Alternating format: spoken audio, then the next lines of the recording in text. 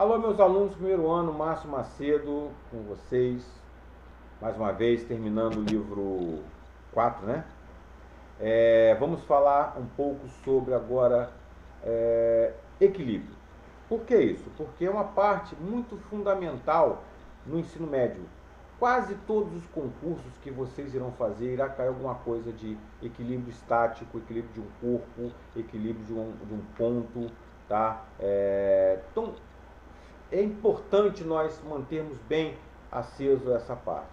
Por isso eu separei essa aula só para revisionar equilíbrio. O que está por trás dessa coisa chamada equilíbrio? Aí eu passo essa imagem para vocês, coisa de doido, né? Mas funciona dessa forma.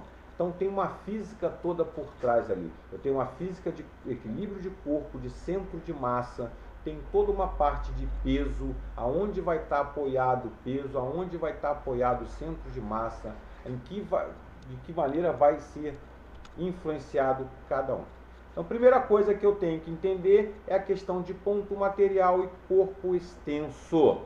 Bom, primeiro, ponto material. Como é que eu vou tratar de equilíbrio de ponto material? É quando as dimensões podem ser desprezadas, por exemplo, no movimento.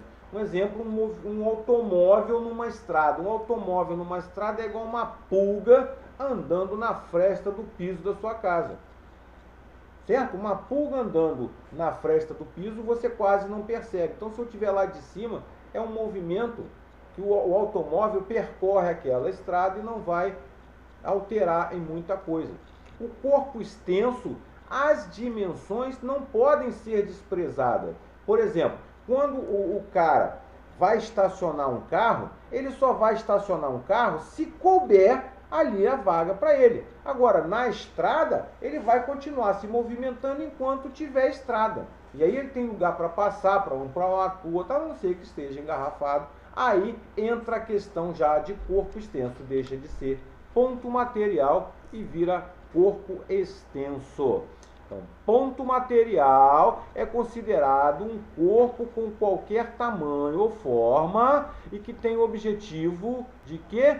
Um objeto que pode ser não mensurado, é independente da sua dimensão, ele representa um objeto. Então, ponto material ele vai representar um objeto independente do seu tamanho. E aí eu não preciso muito me preocupar se ele vai influenciar ou não no meu movimento. Já o corpo extenso, não.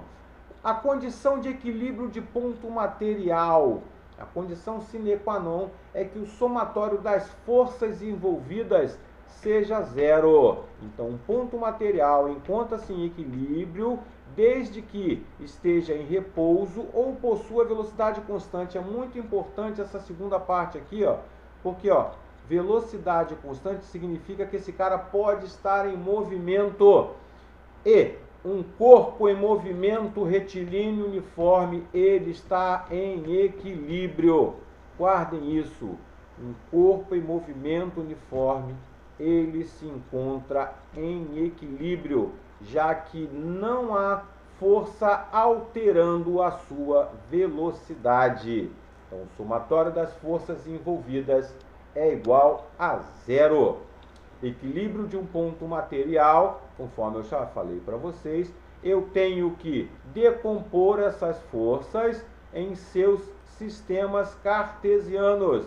Então, o equilíbrio aqui se encontra, aqui eu tenho o meu sistema cartesiano de eixo X e de eixo Y, e cada força é decomposta nesses dois eixos. Então, minha F1 vai ter F1x, vai ter F1y, a F2 vai ter F2x, F2y, tá? E a F3 não terá decomposição no eixo X, já que ela se encontra no próprio eixo Y.